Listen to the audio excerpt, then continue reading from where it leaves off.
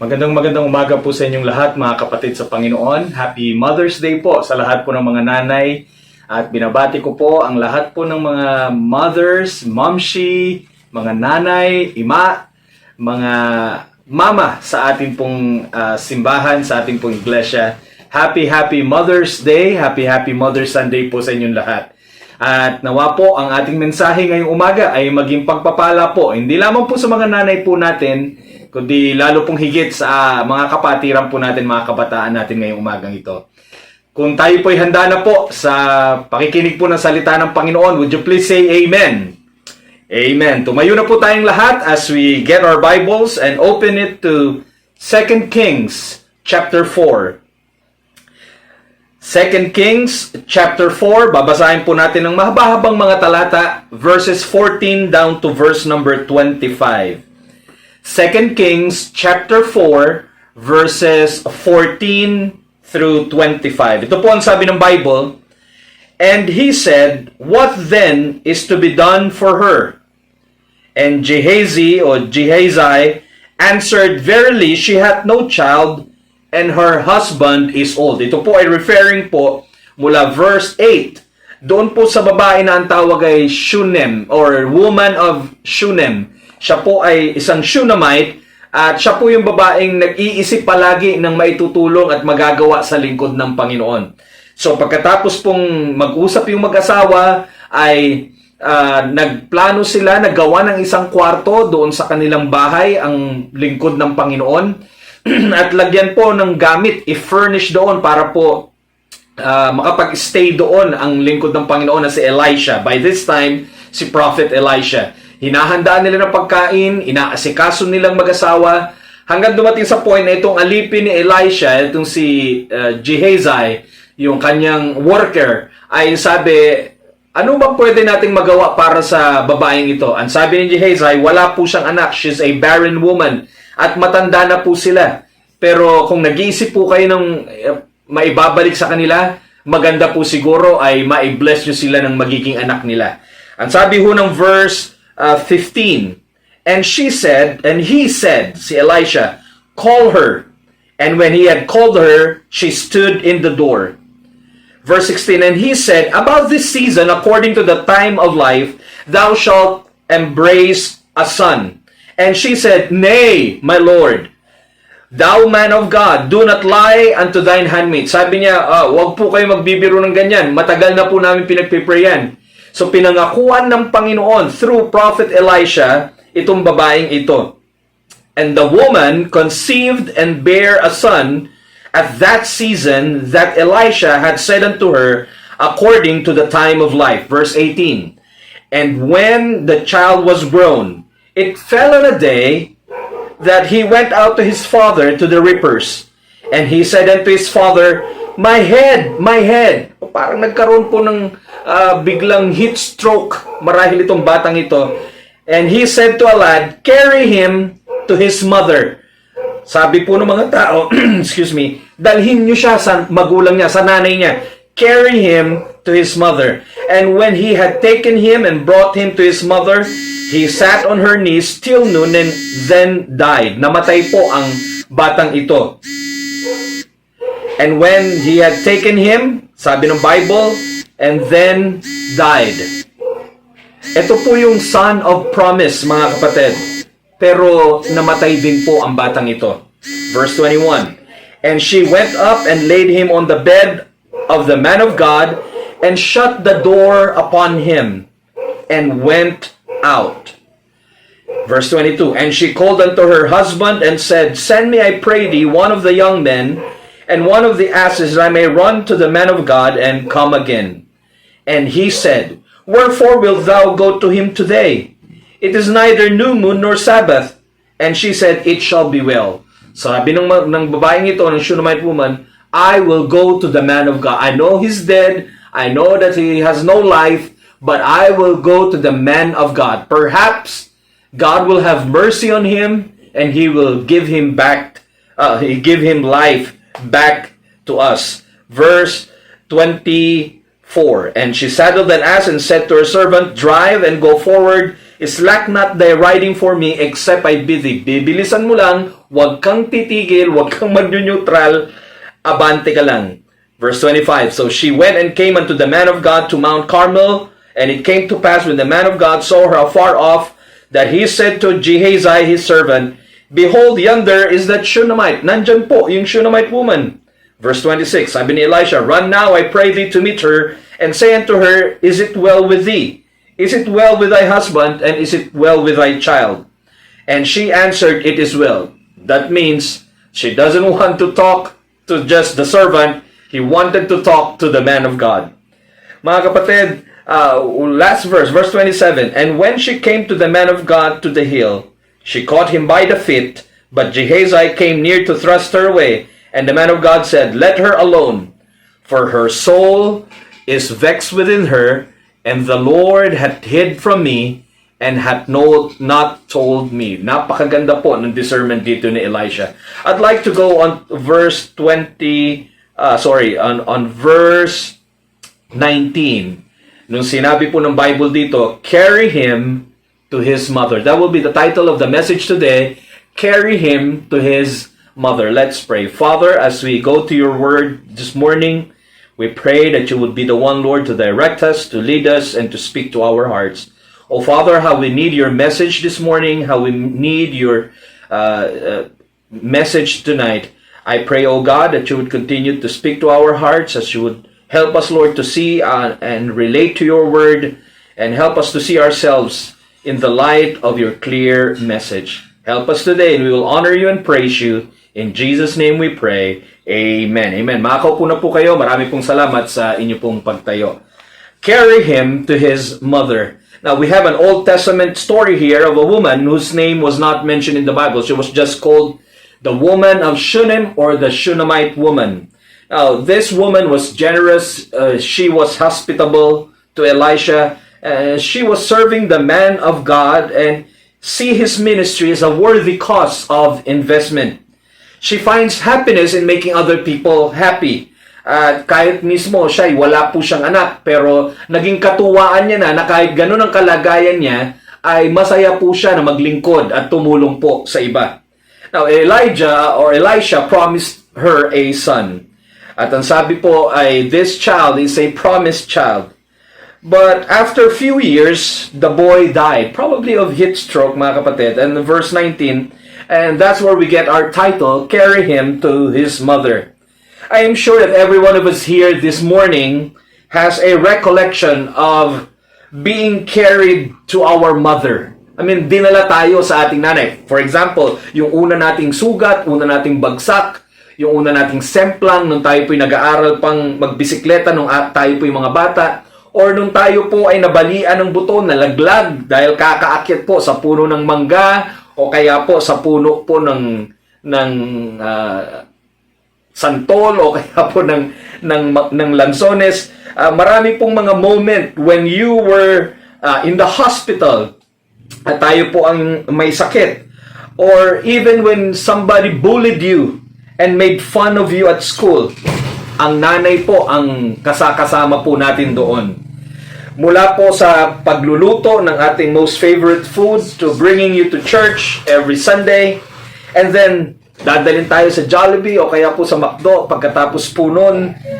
Attending yung ating graduation sa ating paralan, sa ating school. Hanggang dun sa yung bang seryosong heart-to-heart talk when we've done something wrong. Sino po ang nandoon? Si nanay. Mom is always there. No wonder she is called the light of the home. Because there is something lacking, there's like somewhat a confusion when a mother is absent in our homes. Now, there are three things I'd like to go through quickly ngayong pong umagang ito, and some things, mga kapatid, or lessons to learn as we celebrate Mother's Sunday today. Number one, I'd like you to see the influence of a mother. Who we are today is largely because of the influence of the woman we call mama, or we call nanay. She may not be your biological mother, but there is someone we represent as a mother figure to you and your siblings. Most of our values and philosophies, we've gotten them from our mothers. Sa mga magulang po natin, yan po ang nag-shape at nag-mold po sa atin. Minsan po yung galing or yung hilig po natin sa pagluluto, galing po yung kay nanay. Madalas po yung pong ating galing sa pagkain, galing din po kay nanay. Ano po? At marami pong mga pagkakataon na yung pagiging matipid o pagiging kuripot po ay galing din po ito kay nanay. Hindi po yung paggising ng maaga o kaya po yung paglilinis natin, lalo na po yung pagiging makadiyos at pananampalataya po natin. Pag-uugali natin, minsan yung mannerisms natin ay nakukuha po natin sa nanay natin. O, kaya sinasabi po ng iba, parehong-pareho kayo ng nanay mo ng ugali. Sa buhay po ng Panginoong Hesus, undeniably, mapapansin po natin ang halaga at impluensya ni Mary sa buhay po ng ating Panginoong Hesus. You remember po yung wedding at Cana, no, yung unang miracle ng ating Panginoong Hesukristo. There was somehow an influence po ni Mary sa ating Panginoong Hesukristo. Kaya gayon na lamang po ang kanyang paghahabilin sa mga alagad. Nung siya po ay nasa krus na at sinabi niya po yung kanyang mga huling salita, yan ay pagtatagubilin ng Panginoong Hesukristo sa kanyang mahal na ina sa isa sa kanyang mga alagad. Yan po ay tanda ng kanyang impluensya sa buhay po ng ating Panginoong Hesukristo. Kaya bagaman wala sa Bible na i-celebrate po, hindi masama na i-celebrate po ang Mother's Day. Dahil po grabe po yung influence ng mga mothers sa atin. Sabi po ng Bible, Ephesians 6:1, "Children, obey your parents in the Lord, for this is right." Yung phrase na "for this is right" gives us the idea na this is proper.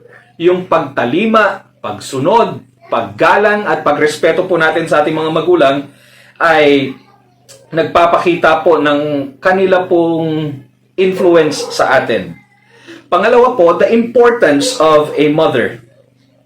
Pag tayo po ay nasaktan, di ba? Tayo po ay pumupunta kay mama. Pag uwi natin galing school, ang tinatanong natin, where is mom? Nasaan si mama? Hindi po kay daddy, hindi po pag tayo po ay may sakit, ay hinahanap natin ang tatay natin. Ang hinahanap po natin, kadalasan, in general, ay yung ating pong mga nanay. Nobody can deny the truth that mothers are important. They are not just influential, but they are important. And nobody and nothing can deny this fact, not even our indifference or lack of affection and appreciation for them could change or disprove this truth that mothers are important. Ang daming kabataan ngayon dahil kumikita na, ang dali-daling sagutin ng pabalang at gano'n na lang kung sagot-sagutin nila ang kanilang nanay, yung kanilang mga magulang. Alam niyo po, kumikita lang, kung sagutin ng kanilang mga nanay, gano'n na lang. Mas matindi po kung hindi ka pa kumikita, pero kung sagot-sagutin mo, yung magulang mo, gano'n na lang. Mas matindi po ang epekto nun, mga kapatid. Kung tunay na Kristiyano po tayo, mga kabataan, we should be the one who should show love, care, and concern for our mothers. Hindi po yung naturuingan kang Kristiyano, pero ikaw numero unong suwail. Ikaw yung numero unong lapastangan at walang respeto sa magulang mo. How can I prove my mother is important to me? We should obey them. We should honor them. Kanina, children, obey your parents in the Lord, for this is right. Ephesians 6:1. Look at Colossians 3:20. Ano pong sinasabi ng Colossians 3:20?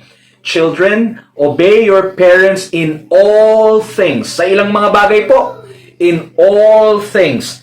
For this is well-pleasing unto the Lord. Kanina, proper. Ngayon naman po, pleasing.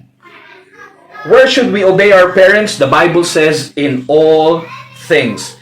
Kahit anong paglilingkod mo sa Panginoon, anumang linis ang gawin mo sa church, anumang sakripisyo sa pagtuturo, walang saysay at walang silbi kung hindi po tayo marunong gumalang at sumunod sa ating mga magulang. Bakit po? Because it pleases the Lord.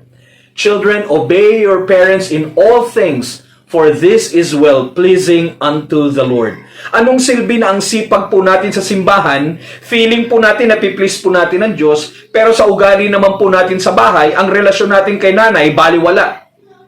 Pakinggan niyo po ako, kung may pagsisimba na sumusunod ka kay nanay, subalit sa love life mo, anumang gawin natin sa church, ay walang magiging saysay kung sa mga bagay na may impluensya at may koneksyon ang nanay mo sa'yo, hindi mo siya sinusunod. Lalo na po dun sa love life po natin, mga kapatid. Ang sabi po natin sa Bible, obey your parents in all things. Dahil pag hindi all things, hindi natin napiplease ang Panginoon. Kailangan in all things. Listen, when we obey our parents, we prove that they are important and that pleases God. Just imagine po, nung mga babies po tayo, diba, ilang buwan po tayong dinala ng mga nanay po natin sa kanyang sinapupunan. Ang bigat natin, minsan may pangapasipa-sipa pa po tayo. Tapos may mga panahong hindi humaintindihan yung kanyang kalagayan, yung kanyang pakiramdam, pero tiniis niya at dinala ka niya hanggang sa mailuwal ka na sanggol dito sa mundong ito. At nung sanggol ka, ay iwas na iwas siya na madapuan ka man lang ng langaw o lamok. Dahil ang pakiramdam niya, ikaw ang may pinaka malasot lang kutis dito sa lahat ng mga sanggol. When you are sick, di ba? She worries about you and wishes na sana siya na lang ang may sakit kaysa sa ikaw. Grabe kung paano kay pagtanggol ni nanay nung bata ka, hindi ba? Susugod siya para harapin yung mga nagsabi sa yung ang pangit-pangit mo daw. Tapos po makikipag-away sa sinumang nanlalait sa iyo. Kahit alam na alam naman niya talaga ang totoo. Pero ngayon, kabataan, ikaw na mismo ang nagiging dahilan, ikaw na mismo ang nagiging cause kung bakit sumasakit ang kalooban ni nanay. Listen, mga young people, now that you are a child of God, now that you wanted to please God, the best way to show that is to obey our parents. Show how important they are. Hindi lang sila importante kasi nahihiraman mo sila. Magkaminsan nga hindi pa natin ay susulit na nababayaran sa kanila. Hindi dahil andyan sila when you needed them. They are important because there's always a part of us that is incomplete when they are gone.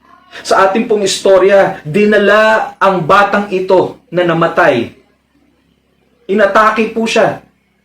At dinala siya sa kanyang nanay. Bakit po? Napaka-importante ng mga nanay. Napakalaki ng influence ng mga nanay. Number 3, the inspiration from a mother. The inspiration from a mother. If there's one person who will do everything, even at the point of giving up her own comfort and on her own happiness, just to see you happy and be successful, mga kapatid, that is your mother.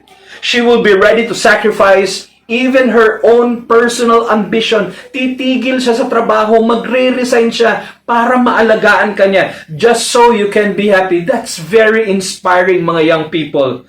Madalas, nami-misinterpret mo lamang pagbabawal at hindi pagpayag nila dahil napapangunahan tayo ng emosyon o ng damdamin natin. Ang sasabihin mo, wala ka ng kalayaang magdesisyon sa buhay mo.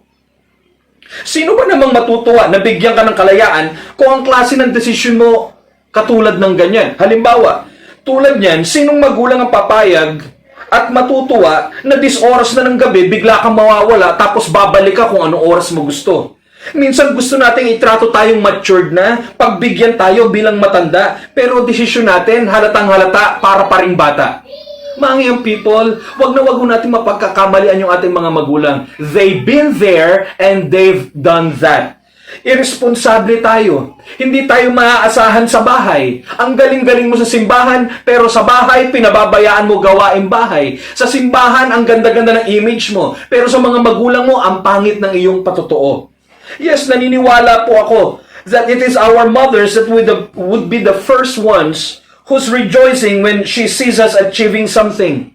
But I also believe that the parents, especially our mothers, are the very first one, mga kapatid, na nasasaktan kapag umiiyak po tayo, nasasaktan kapag nasasaktan po tayo, dahil itinatago niya lamang, dahil ayaw niyang iyong mahalata, pero lungkot na lungkot siya, kaibigan. Kapatid, mula nung naintindihan niya o nabalitaan niya na ganong klase yung karelasyon mo, lungkot na lungkot siya, hindi niya nang masabi sa parang puputok na sa kalooban niya nung maintindihan niya dahil sa trabaho mo, hindi ka na nakakadalo. Lungkot na lungkot siya dahil sa barkada, naging ganyan ang ugali mo. At ngayon, bumalik ka pa sa ganyang klaseng bisyo mo. Tanong, Kung nakikita at malalaman kaya ng nanay mo ang nangyayari sa iyo ngayon, ikakatuwa kaya niya? Ikaka-proud kaya niya? Or sasama ang loob niya? Mga kapatid, looking back at my childhood, grabe po, hindi po biro yung pinagdaan ng sakripisyo ni Nanay Nidia para sa iraos at maitawid ang araw-araw na pangangailangan naming magkakapatid ng aming pamilya. Nasunugan kami noon, naalala ko, nangihiram kami ng pera noon. Gigising siya ng alas 4 ng umaga, mamamalengke po kami, magtitinda po siya, may tindahan po kami noon sa amin, magluluto siya ng ulam, tapos ititinda yung gulay, may karne doon. Tapos sa hapon, magluluto ulit siya, maglalako po siya, yung banana Q, kamote Q, turon. Alam mo, tulad ng nanay ko, alam ko, mas higit pa marahil ang sacrifices ng mga magulang po ninyo. But ang point ko, very inspiring po. Na kung titingin lang po tayo, hindi po dun sa meron ng iba, kundi sa sakripisyo ng nanay na meron tayo, mga kapatid, hindi ho tayo titigil sa pag-aaral. Pagpupunyagian po natin. Diba? Tayo po'y magsisik hayo doon po sa mga pagtitiis na ginagawa po natin para matapos po yung gusto ng mga magulang nating maabot natin. Yung po bang titiisin ng hirap para lamang sa kanyang mga anak? Kaya po malamang ina-attribute ko po yung grit ko, yung strength ko during yung seasons of hard times po namin sa buhay sa ministry. And one of the reasons ay yung pong inspiration na nakita ko sa aking mga magulang, particular po sa nanay ko. That's why I am grateful na buhay pa po ang nanay ko. And I can still call her, and I can still talk to her, and I can still spend time with her and show my love and appreciation. Salamat iniligtas ako ng Panginoon. Salamat binago ng Panginoon yung puso ko. Salamat at ako'y inayos ng Panginoon. Sa passage po natin, sa story po natin this morning, you can easily and clearly see these qualities with this mother or from this woman of Shunem. She was someone that when there's trouble, the first thing that comes to mind, bring me to my mom. Dalhin niyo ako sa nanay ko. Mga nanay, nais ko po kayong i-deal sa ating mensahe po ngayon pong umagang ito. Tragic po yung nangyari sa istoryang ito, namatayan po siya ng anak. Traumatic po yung pinagdaanan po ng pamilya. Namatay yung promised child nila. But the mother was so strong in her character, she knew just what she would do. She did not panic. She did not worry. She did not complain. She went to the man of God to plead for her problem. Tingnan niyo po, sa ilang mga minuto, look what she did in verse 20. She sat on her knees. I believe she prayed. She was praying here. Yes, she's in pain. She does not understand kung ano po yung nangyayari. Yes, she was suffering. But she decided, I will keep on praying. I don't know if God will answer my prayer. I don't know why this happened to me.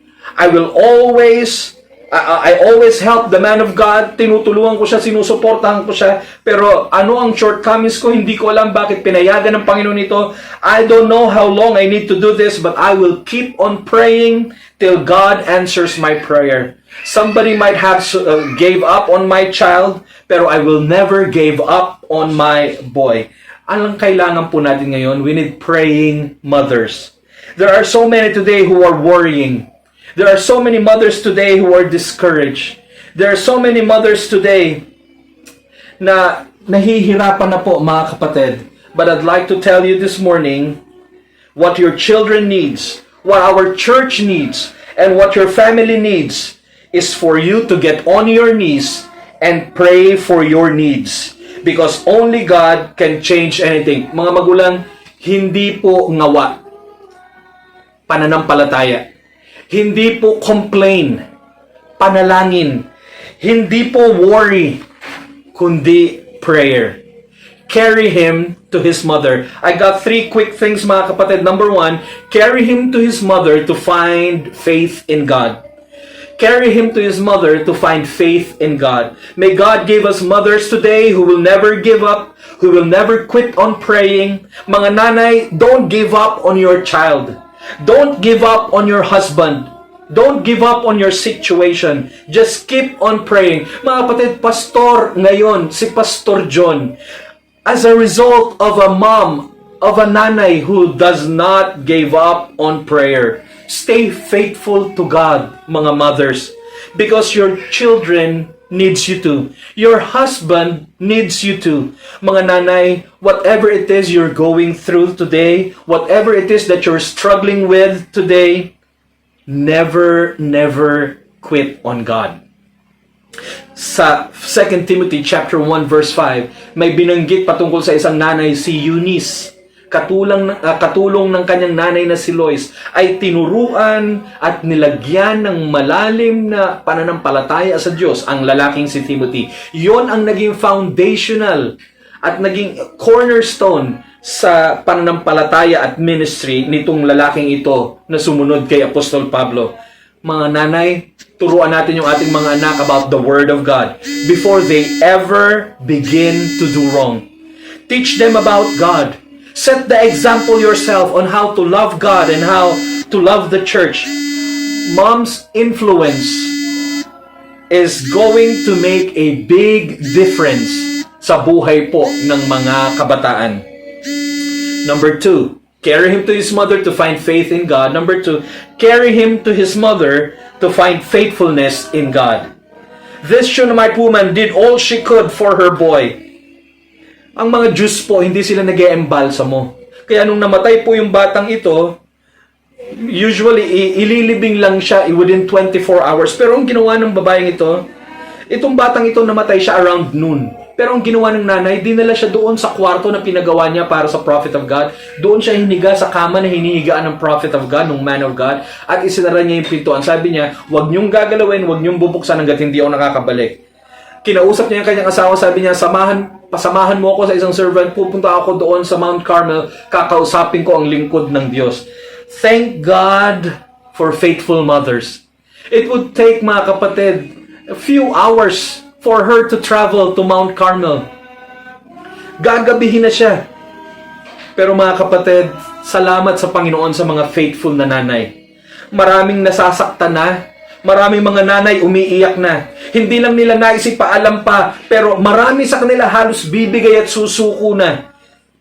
Subalit kahit sa hirap, kahit sa sakit, kahit parang tila di na nila kaya na magpatuloy pa, nandyan pa rin ang mga nanay, nandyan pa rin ang mga ina ng ating tahanan. Ganyan po ang mga nanay ng Shekinah. Amen. Meron pong isang istorya patungkol po sa isang warden na nagkukwento po. Kapag ang isang lalaki daw po, isang tao ay nakulong, he noticed that letters from family and friends ay darating at darating. Sa unang mga araw, sa unang niyang mga buwan, ay sunod-sunod ang pagdagsa ng mga liham, ng mga sulat dahil nakakulong. Pero as years pass, slowly but surely, paunti-unting tumitigil yung mga sumusulat sa kanya.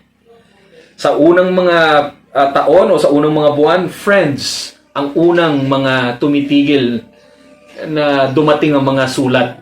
Sila ang unang tumitigil sa paggawa ng liham. Pagkatapos ng ilang pang mga taon, yung mga kapatid, yung mga brothers and sisters na nakulong, yun naman ang titigil sa pagsulat. And then eventually, yung children, and then eventually, yung pong asawa. Sabi nitong warden nito, in 50 years of being a warden, ang isa lang na hindi ko nakitang tumigil sa pagbibigay at pagpapadala ng sulat, paggawa ng liham, ay yung mga nanay. Mama, huwag po kayong mag-quit. Huwag po kayong mag-give up. Anumang hirap ang sitwasyon po ninyo, may biyaya ang Diyos, may tulong na darating mula sa Diyos. Tayo ay maglagay ng pag-asa at pananampalataya sa Diyos. Carry him to his mother to find faith in God. Carry him to his mother to find faithfulness in God. Number 3, carry him to his mother to find fulfillment in God. To find fulfillment in God. Anybody else may forget you. Everybody else may blame you and eventually abandon you. But not your mother. She will always be there for you. At katulad din po ng mga nanay, ganyan din po ang Diyos sa atin. I don't know kung paano tayo inabutan ng mensahe ng Panginoon ngayon pong umagang ito. But this one thing I know, katulad ng puso ng ating Panginoon Diyos, ay siyang puso ng ating mga nanay. Hindi lang makababa marahil ang Diyos para samahan tayo araw-araw pag tayo po'y may sakit, i-encourage tayo araw-araw pag tayo po ay may mga pagsubok, o kaya palakasin yung loob natin pag may job interview po tayo, o kaya may mga pinagdadaanan po tayo. Kaya siguro binigay ng Panginoon ng mga nanay para maranasan po natin ang ibig sabihin na may Diyos tayo sa buhay po natin. Kaya wag po nating kakalimutan, batiin, pasalamatan, at saka po pasayahin ang ating mga nanay. Number 1, trust our mothers. Marurunong sila. Yung experience, yung edad nila, may wisdom na sila. Pangalawa, I thank our mothers. Appreciate natin sila. And number 3, treat our mothers. I-treat naman natin sila, ilabas naman natin sila, i-bless naman natin sila. Maraming salamat mga kapatid. Ito po ang ating mensahe. At kung tayo po'y kinausap ng Panginoon, you don't need to be a mom para kausapin ng Diyos. O kung young people tayo, nawag kinausap tayo ng Panginoon. At lalo na kung nanay po tayo, naiso pong sabihin sa inyo, mahal kayo ng Diyos, alam niya yung inyong pinagdadaanan, at hindi magluluwat, darating ang biyaya ng Panginoon. Let's pray. Aming Diyos, salamat po sa umagang ito, sa ipinagkaloob niyo po sa aming pagkakataon upang muli i-appreciate, i-recognize, i-honor ang aming po mga nanay sa church. Bagamat marami pong mga distractions sa mensaheng ito, I pray, O God, na hindi po sila nawala sa sentro sa pakikinig po ng inyong salita. I ask you, O God, that you would continue to speak to the hearts of these people. Kung tayo po'y kinausap ng Panginoon habang nakapikit po tayong lahat, tumayo po tayo mga kapatid, tayo pong natin tumayo. Kung kinausap ka ng Panginoon, ikaw ay isang anak, pero napansin mo na sa mensahe natin, ganun na pala yung naging ugali ko, ganun na pala yung pakikitungo ko sa aking nanay. Won't you come to the altar at kausapin mo ang Panginoon? Kung tayo naman po ang mga nanay, mga kapatid, are you living a kind of life that makes you an important influence sa iyong mga anak or sa iyong asawa or sa iyong pamilya? Mga nanay, I invite you to come to the altar this morning. Iluhod natin sa Panginoon. Iiyak natin sa Panginoon yung mga kabigatan natin. Isumbong natin sa Diyos. Come on mga nanay, lapit po kayo. Mga anak, narito po yung mga nanay ninyo. Kung alam ninyo na hindi nyo naigalang, nairespeto yung magulang ninyo, lapitan ninyo, hagkan ninyo habang nagpe-pray siya. At ipag-pray din yun yung sarili ninyo, lalo na yung relasyon ninyo bilang nanay. Lapitan ninyo, puntahan ninyo at mag-sorry kayo mamaya. At manalangin kayong kasama niya. Let's pray. Father,